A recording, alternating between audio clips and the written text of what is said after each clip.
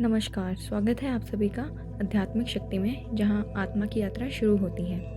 आज के इस वीडियो में हम बात करेंगे कि हमारा जो आज्ञा चक्र पे स्थित तीसरा नेत्र यानी हमारी जो थर्ड आई है, वह सत्य है या फिर केवल एक छलावा है।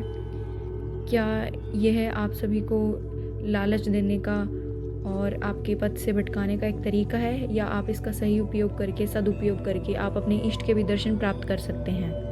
तो आइए हम आज की अपनी इस वीडियो को शुरू करते हैं। आजकल आप हर जगह जहाँ भी देखते होंगे आध्यात्मिक दुनिया में, और हम जैसे और आध्यात्मिक लोग, वो सबसे ज़्यादा इस थर्ड आई की और इसकी मैजिकल पावर्स की ज़रूर बात करते हैं कि आप थर्ड आई से ये कर सकते हैं, आप वो कर सकते हैं। और बहुत से लोगों ने तो इसको बिज़नेस भी बना लिया है कि हम आपको क्लासेस देंगे थर्ड आई की, आप ये कर लीजिए, आप वो कर लीजिए, आप इससे ये देख पाएंगे, वो देख पाएंगे। पर थर्ड आई का मतलब सिर्फ यही नहीं है। अगर वो लोग भी ऐसा दूसरों को ऐसी ही शिक्षा दे रहे हैं, तो मेरे हिसाब से तो उन्होंने खुद भी थर्ड आई को ठीक से ना जाना है, ना पहचाना है। थर्ड आई सिर्फ एक दूसरे का ऑरा देखने के लिए, एनर्जी रीड करने के लिए, आपके पितरों को या किसी नेगेटिविटी को देखने के लिए, या फिर सामने वाले की माइंड रीडिंग करने के लिए, सिर्फ इन सब चीज़ों के लिए नहीं है। ये तो बहुत ही, आप सोच सकते हैं कि आप भौतिक लेवल में ही फंसे हुए हैं अभी तक भी, अगर आप ये सब चीज़ों के लिए थर्ड आई का यूज़ कर रहे हैं। तो देखिए, हर कोई जानता है कि सबके पास दो आंखें तो ज़रूर हैं ही। वो आपको ये संसार देखने में मदद करती हैं, वो आपकी सहायता करती हैं। आप भी अपनी उन आँखों से ही देखते हैं, और कोई और भी आपकी उन आँखों को देख सकता है। पर आप ये नहीं जानते कि हर किसी के पास, चाहे वो इंसान कैसा भी हो, अच्छा हो या बुरा हो, हर किसी के पास एस्ट्रली एक थर्ड आई प्रेजेंट होती ही होती है, जो कि हमारी बिल्कुल इस भौतिक शरीर के अंदर जो एस्ट्रल बॉडी हमारी जो फ्लोट करती है, उसको अगर आप पोजीशन देखेंगे तो उसकी आपके फोरहेड पे पड़ेगी, आपके भ्रुकुटी पे, जहाँ पे आपका आज्ञा चक्र जो है वो स्थित है। इसीलिए जो थर्ड आई है उसको आज्ञा चक्र से ही एसोसिएटेड बताया जाता है। और जो थर्ड आई है वो आपको दरअसल शुरुआती रूप से ही, आपको कभी भी ये चीज़ें देखने के लिए ही इम्पॉर्टेंट नहीं थी कि आप किसी का ऑरा देख सकें या एनर्जी देख सकें। ये तो बहुत ही माइनर सी चीज़ें हैं जो मतलब आपको स्टार्टिंग में दिखेंगी, कि ताकि वो एक संकेत जैसी हैं कि आपको पता चले कि हाँ, आपकी थर्ड आई एक्टिवेट हो रही है। थर्ड आई का मेन पर्पज़ ये होता है कि वो आपको इस भौतिक दुनिया से परे दिखा सके। ये जो भौतिक दुनिया है, ये जो माया है, आपको इससे बियॉन्ड दिखा सकें। आपकी जो पांचों इंद्रियां हैं, आपको उन पे नियंत्रण करना सिखा सके और उनके परे दिखा सके। थर्ड आई का स्टार्टिंग से ही उद्देश्य ये था कि आपको ये जो सूक्ष्म लेवल पे जो चीज़ें होती हैं उनसे परिचित करा सके, और आपको एस्ट्रली इस यूनिवर्स से जोड़ सके। स्टार्टिंग में ही, वैसे भी जब हम इस धरती पर जन्म लेते हैं, हमारे स्टार्टिंग में ही हर एक सोल का यही उद्देश्य होता है कि वो इस थर्ड आई को जागृत करे, दोबारा एस्ट्रली जुड़े, अपने कर्मास को क्लीन करें, कुछ अच्छा कर्म करें, भगवान से जुड़ें और वापस जाएं। ठीक है, अगर आप आते हैं, जीवन जीते हैं, मृत्यु हो जाती है, तो आपकी जो चेतना है वो आपके शरीर में ही अटकी रह जाती है। आप पहुँचे ही नहीं हैं उस लेवल तक। ये मैं उन लोगों के लिए कह रही हूँ जो बिल्कुल ही मेडिटेशन नहीं करते हैं। आपके जीवन का फिर कोई अर्थ नहीं है, आपका जीवन व्यर्थ है। आपने जीवन जिया बट उसका कोई अर्थ नहीं है। अब बहुत से लोग सोचते हैं कि कुछ रीति रिवाज करने से उनको मुक्ति मिल जाएगी, पर ऐसा होता नहीं है, क्योंकि आपकी चेतना तो आपके शरीर में ही रह गई है, और वो शरीर फिर भस्म बन जाता है। और अगर आपने अपनी चेतना को अपने प्राणों में प्रवेश ही नहीं करवाया भाव द्वारा, तो क्या ही फ़ायदा है उसका। अब कुछ लोगों के कर्म अच्छे होते हैं, अच्छी पूजा पाठ करी, काम मतलब दूसरों की सेवा करी, कर्म अच्छे करे, तो उन्हें नया जो जीवन मिलेगा वो अच्छा मिलेगा, अच्छी फैमिली मिल जाएगी, अच्छी डेस्टिनी मिल जाएगी। बट जीवन उन्हें दोबारा जीना ही पड़ेगा। वो एक जो लूप है लाइफ और डेथ का, आप उससे बाहर नहीं आ सकते, आपको मुक्ति नहीं मिलेगी, आप इसी में अटके रहेंगे। तो आपका उद्देश्य क्या था? आपका उद्देश्य शुरू से ये था कि आपको अपने सांसों द्वारा, सांसों पे ध्यान करते हुए आपको अपने प्राणों में उतरना है, अपने भाव द्वारा अपने प्राणों में उतर के अपनी चेतना को उठाना है। और वैसे भी थर्ड आई से तो आप सभी जानते हैं कि थर्ड आई नाम सुनते ही आपको सबसे पहले किसका ध्यान आता है? हमारे प्यारे महादेव का। हमारे जो महादेव की थर्ड आई है वह इसी बात का ही प्रतीक है कि जब किसी भी व्यक्ति, जीव या किसी भी आत्मा जो है, कोई आत्मा की जो उच्चतम संभावना है वही शिव है। किसी भी आत्मा की उच्चतम संभावना का ही नाम शिव है। महादेव अपने आप को खुद भौतिक रूप से नहीं जानते हैं, खुद भौतिक रूप समझते ही नहीं हैं। वो ध्यान में जब जाते हैं फिर वो ध्यान में ही चले जाते हैं बहुत लंबे समय तक। उनकी जो चेतना है वो सभी आत्माओं में सबसे उच्च लेवल की चेतना है। उस उच्च लेवल की चेतना का नाम ही शिव है। खुद महादेव ने, आपने देखा होगा पुरानी कथाएं, कहानियों में ऐसा वर्णन आता है कि महादेव कहते हैं कि जो शिव नाम का कई बार जाप कर ले, कुछ एग्जैक्ट नंबर भी दिया था या फिर इतने प्योरिफिकेशन तक जाप कर ले तो वह खुद ही शिव बन जाते हैं। उनके कहने का अर्थ क्या था? अब बहुत से लोग ऐसी चीज़ों को सुन के ना तो समझ पाते हैं, कुछ लोग मजाक भी उड़ाते हैं। जो लोग मजाक उड़ाते हैं या इस चीज़ को समझ नहीं पाते हैं, वे खुद अपना ही मजाक उड़ा रहे हैं। दरअसल उन्हें ये समझ नहीं आता है कि महादेव उन कथाओं में, उन वर्णन में भौतिक लेवल पर बात कर ही नहीं रहे हैं, वो सूक्ष्म लेवल पर बात कर रहे हैं। अब आप सूक्ष्म लेवल पर पहुँचे ही नहीं हैं तो आपको उनकी बातें समझ भी नहीं आएंगी, है ना? तो उस लेवल तक आपको जाना होगा, अपनी चेतना उस लेवल तक ले जानी होगी जो आपको समझ आए। उनके वहाँ कहने का अर्थ ये था कि आप उस लेवल तक अपनी चेतना उठा लें कि आप स्वयं ही भगवान के लेवल तक पहुँचें। यानी जो परमेश्वर है, जो निराकार रूपी ऊर्जा है, जहाँ से सब कुछ प्रकट हुआ है, ये ब्रह्मांड, त्रिदेव और सब कुछ, आप उसका एक अंश हैं। आप अपनी आत्मा को उस उच्च लेवल तक पहुँचाएँ और उसमें जाके विलीन करवाएं, अपना आत्म साक्षात करवाएं। तब जाके आपको ये सारी माया से परे सब समझ आने लगेगा। आपका मन उठने लगेगा इन सब चीज़ों से। आपको सब समझ आएगा कि ये सिर्फ एक गेम चल रहा है और आप फिर बिल्कुल अबोध अवस्था में दूर बैठ के बस देखेंगे इस गेम को कि आप ये चल क्या रहा है और आप कर क्या रहे थे इतने समय तक। आपका हर चीज़ से मन उठने लगेगा, लेकिन वो मन उठने से आपकी जो आत्म साक्षात्कार की जो जर्नी है वो बहुत अच्छी चलेगी, जो आपका रियल पर्पस है। बिकॉज़ जैसे कि कोई इंसान मर जाता है तो उसके साथ उसके कर्म जाते हैं, उसके सोना चांदी या उसकी प्रॉपर्टी नहीं जाती है। वैसे ही कर्म से भी इम्पोर्टेंट जो चीज़ हो गई है वो आपकी आध्यात्मिक जर्नी है। अगर आपने वही नहीं की है तो फिर आप इस लूप में फंसे ही रहेंगे। और वैसे भी हमारे जो डेटीज़ हैं या किसी भी धर्म के कोई भी डेटीज़ हैं, वो ऐसी कहानियों के द्वारा या जो भी वहाँ पे घटित होता है, उनकी जो लीलाएं होती है, वो यही सब करने के लिए ही होती है, वो यही सब दर्शाने हेतु ही होती है कि वो हम सबको पाठ सिखा सके, उचित पाठ सिखा सके, जीवन शैली, जीवन जीने का सही ढंग, क्या अच्छा है क्या बुरा है। बुरे कर्मों की बुरी सज़ा भी होती है। हमेशा ही देखा गया है जिसने बुरा कर्म किया है उसे अंततः उसके कर्मों का भोग भी मिला है, और जिसने अच्छे कर्म किए हैं उसे उसका फल भी मिला है। अब जैसे जैसे आप अपनी चेतना को ऊपर उठाते हैं तो आप जानते हैं कि आप अपने नीचे के सभी चक्रों को भेदते हुए आपके फोरहेड के आगे चक्र तक पहुंचेंगे। जो ये आगे चक्र है ये एक तरीके से डोरवे है। आप सोचिए, आगे चक्र से नीचे नीचे जितने भी चक्र हैं आपकी बॉडी के, वो सारे हैं आपके भौतिक लेवल पे। मतलब आपको भौतिक लेवल की चीज़ें भी फील होंगी और आपके आपके जो चक्र हैं उनके अंदर भी आपको सारे अनुभव होते रहेंगे। अब जो ये आगे चक्र है ये एक चेक पॉइंट की तरह है। या तो आप इसके परे ही चले जाते हैं या आप इसमें अटक के रह जाते हैं, या ये अपने आप को नीचे खींचता है।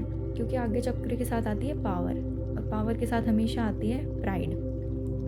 जब किसी इंसान के पास बहुत पावर होती है तो उसमें घमंड भी कहीं ना कहीं आ ही जाता है। वो आप पे डिपेंड करता है कि आप उसको कंट्रोल कर पाते हैं नहीं कर पाते हैं। फिर आप स्वयं को ही भगवान समझने भी लग जाते हैं बहुत जल्दी। ये है आगे चक्र का एक पॉइंट। अब लोग इसको बुरा बताते हैं कि आगे चक्र तो बेकार है, इससे आप लोभ लालच या माया में फंस जाते हैं। आगे चक्र एक चेक पॉइंट की तरह है, वो एक टेस्ट की तरह है। वो आप पे डिपेंड करता है कि आप उसको कैसे लेके जा रहे हैं। हर चीज़ के दो पहलू होते हैं, या तो वो अच्छी हो सकती है बुरी। अब आप में ही लालच आ गया है, घमंड आ गया है, तो आप तो उसको बुरी तरीके से ही प्रयोग करेंगे ना, चाहे वो कितनी भी अच्छी हो। तो वही बात है।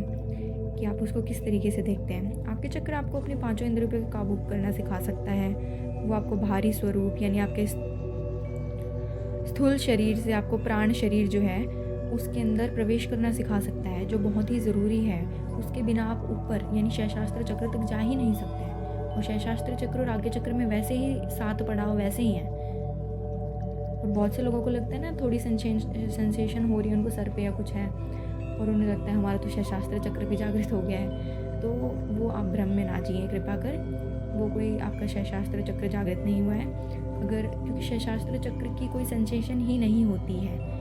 अगर वो आत्मिक है तो आप उसे शारीरिक रूप में कैसे अनुभव कर सकते हैं? आप मुझे ये बताइए। आपको सेंसेशन तो आपको बॉडी में ही फील हो रही है, सर में ही फील हो रही है ना। अगर वो शैशास्त्र चक्र जो आपको परम ब्रह्म से जोड़ता है, जो आपका 7वां चक्र है, जो आपके 10वें द्वार पे आपका है, अगर वो क्रियाहीन है, भौतिक क्रियाहीन है, तो आपको उसके अंदर कोई कुछ भी कैसे फील हो सकता है? उसमें 7 पड़ाव होते हैं आज्ञा चक्र से और शैशास्त्र चक्र के बीच में। तो आज्ञा चक्र का जो पहला पड़ाव होता है ऊपर उठने का, उसमें थोड़ी बहुत सेंसेशन होती है, पर वो भी भौतिक लेवल पे ही हो रही होती है आपको। उससे जैसे जैसे जितना ऊपर जाएंगे उतनी ये ख़त्म होती जाएंगी, और आप जब शून्य में प्रवेश करेंगे तब आपको पता चलेगा कि नथिंग इज़ एवरीथिंग। जहाँ कुछ नहीं है वहीं सब कुछ है। वो ऐसी फीलिंग होती है जो आप एक्सप्रेस नहीं कर सकते हैं। वो जिस किसी को भी फील होएगी वही समझ सकता है उस चीज़ को। और हाँ, इन्हीं सब के बीच में आपको नदनाद वगैरह भी सुनने लगते हैं। उसके ऊपर हम एक अलग वीडियो बनाएंगे ज़रूर, ताकि आप अच्छे से समझ सकें। हाँ, और आज्ञा चक्र की इम्पोर्टेंस के साथ साथ आप मेडिटेशन की इम्पोर्टेंस भी यहीं देख लीजिए कि आपने जन्म लिया, फिर आपने जीवन जिया, आपकी मृत्यु हो गई। आप विदाउट मेडिटेशन वाली कंडीशन है ये, जिसमें कोई इंसान मेडिटेशन नहीं कर रहा है, तो आपकी चेतना आपके शरीर में रह गई है, जिसका कोई भी अर्थ नहीं है। किसी को, यूनिवर्स को, वहाँ की फ्रीक्वेंसीज़ को कोई फ़र्क नहीं पड़ता कि आपने जन्म भी लिया था या आप मर भी गए हैं, क्योंकि आपने वहाँ से कनेक्ट ही नहीं किया। तो आपकी एग्जिस्टेंस ही निल है एकदम वहाँ के लिए। आपको अपनी खुद पहचान बनानी पड़ती है। मेडिटेशन की लाइन में जाएंगे तो आपको अपने पास्ट, फ्यूचर, प्रेजेंट सब कुछ जुड़ता हुआ नज़र आएगा, और आपको लगेगा कि हाँ, मेरी लाइफ का रियल मीनिंग यही है। जो भी इंसान मेडिटेशन में आज तक आया है उसने कभी भी रिग्रेट तो किया ही नहीं है। हाँ, इस चीज़ का रिग्रेट ज़रूर होता है कि नकली लोग दूर हो जाते हैं, वो अलग बात है। कि अगर आपको ये फेक गेम खेलना पसंद है तो लोगों के साथ इस दुनिया में रहना, ऐसे नकली लोगों के साथ रहना पसंद है, वो अलग बात है। बट हाँ, आपको यही लगता है कि आप अभी तक कर क्या रहे थे। ये रिग्रेट होता है कि अगर कोई 30 साल की उम्र में भी मेडिटेशन में आ रहा है तो उसे ये रिग्रेट रहता है कि उसने 30 साल व्यर्थ कर दिए हैं, काश वो पहले आ जाता या आ जाती। ये रिग्रेट रहता है। तो जो कोई भी मुझे अभी सुन रहे हैं, कृपा कर अभी से ही शुरू कर दीजिए, ताकि आपको बाद में रिग्रेट नहीं हो, या आपको अभी रिग्रेट हो भी रहा है तो वो रिग्रेट और लंबा ना खींचें। और जो लोग सुन के भी अनसुना कर रहे हैं तो फिर तो वो मूर्खाधिराज हैं, उनके बारे में तो मैं कुछ ही नहीं कहना चाहूँगी। इसके अलावा अगर आपको सच में लगता है रिचुअल से आपको मुक्ति मिलेगी तो आप भ्रम में हैं। वो तो आपकी जब मृत्यु सच में हो जाएगी और आप जब उस पॉइंट पे खड़े होंगे कि पीछे आपका भौतिक शरीर जल रहा है और सामने यमराज खड़े हैं, तब आपको समझ आएगा कि क्या मतलब था इस चीज़ का, इस जीवन का क्या अर्थ था। वो जन्म लेने से पहले जब आपकी आत्मा उस शरीर में प्रवेश कर रही है, और मृत्यु के बाद में सिर्फ तभी याद रहता है। बाकी जो ये जीवन जीते हैं ये माया के अधीन होता है। वो भी आपकी टेस्ट है, ये लाइफ भी आपकी टेस्ट है। माया क्या है? माया आपकी सारी सेंसेस हैं। आप जो भी देख सकते हैं, आप सुन सकते हैं, आप फील कर रहे हैं, आपके इमोशंस, ये सब कुछ माया है। ये कुछ नहीं है, ये एक तरीके का गेम ही है। इल्यूजन्स, माया ये। और माया को, जैसे कि सभी जीवों को जो शक्ति स्वरूप आत्मा देने वाली हमारी जगत जननी माता परमेश्वरी भगवती माँ है, वही माँ का एक स्वरूप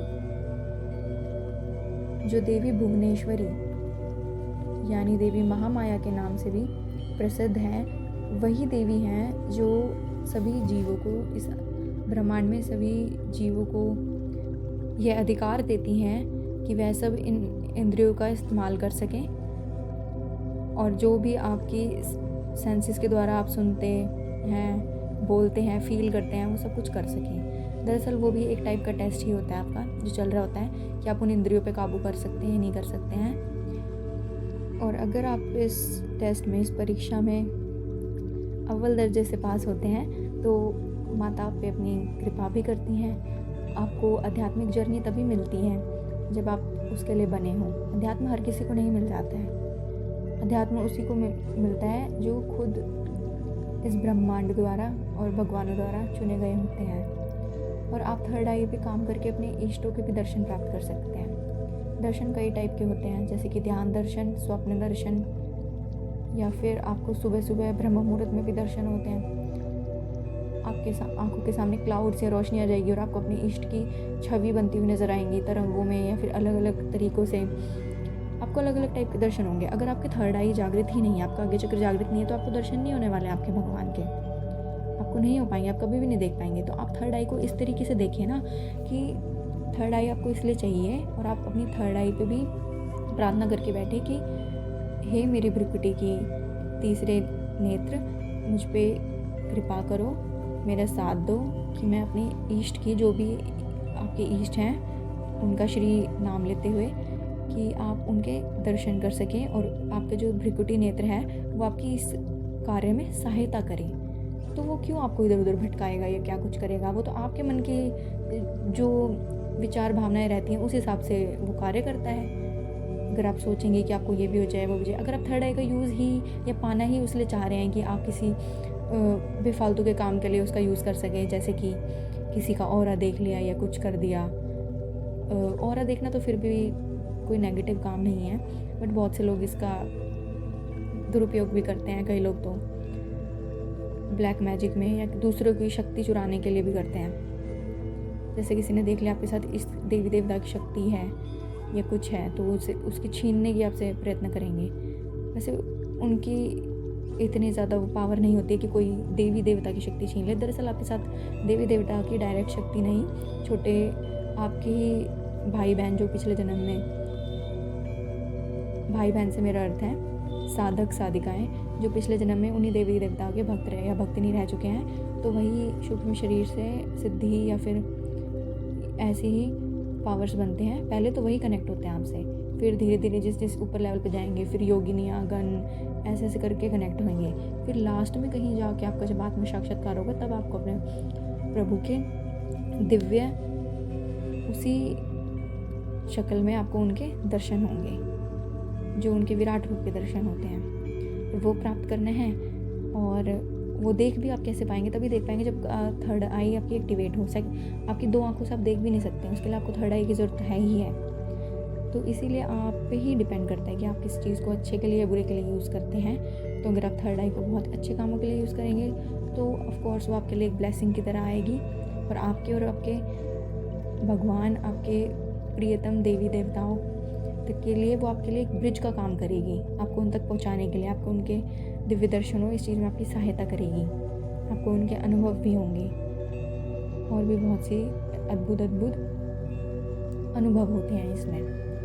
तो आप सभी से यही निवेदन है कि कृपा कर सही रास्ते पे, सही मार्ग पे ही चलें हमेशा। कभी भी अध्यात्म को या इससे मिलने वाली शक्तियों का आप दुरुपयोग करने के बारे में सोचे भी ना, विचार भी ना कीजिए, क्योंकि अगर आप कर भी लेंगे दुरुपयोग तो बाद में तो आपको इसका फल ज़रूर मिलेगा। अवश्य ही आपको अपने कर्म चुकाने पड़ेंगे, जो भी आप कार्य करेंगे उसके अनुसार। तो देख के ही कीजिए। और अध्यात्म तो आपकी शक्ति और फ्रीक्वेंसी भी अलग लेवल पे पहुंच जाती है। आप कुछ भी पूरा करेंगे वो डायरेक्ट जाएगा ऊपर तक, कि हाँ आपकी प्रेजेंस है वहाँ पे, नोटिस हो चुकी है, क्योंकि आप अध्यात्म में आ चुके हैं। तो वो डायरेक्ट पता चलता है फिर आप क्या कर रहे हैं। तो आपको पनिशमेंट भी डबल ट्रिपल मिल जाएगी, फिर आप देख लीजिएगा। तो इसी के साथ हम आज की अपनी वीडियो ख़त्म करते हैं। आशा है कि आप सभी अध्यात्म में प्रगति करें और सही चीज़ों के लिए ही अपनी पावर्स का यूज़ करें, और दूसरों की भी अध्यात्म में आने की मदद कीजिए, उन्हें भी सहायता दीजिए। जैसे आप आए हैं वैसे भी वो भी आ सकें। अगर वो चुने गए होंगे तो वो ज़रूर ही आ जाएंगे। आपका कार्य है उन्हें बताना, समझाना, बाकी उनकी इच्छा। इसी के साथ हम आज की अपनी इस वीडियो को विराम देते हैं। धन्यवाद आप सभी का। जय माता दी। राधे राधे।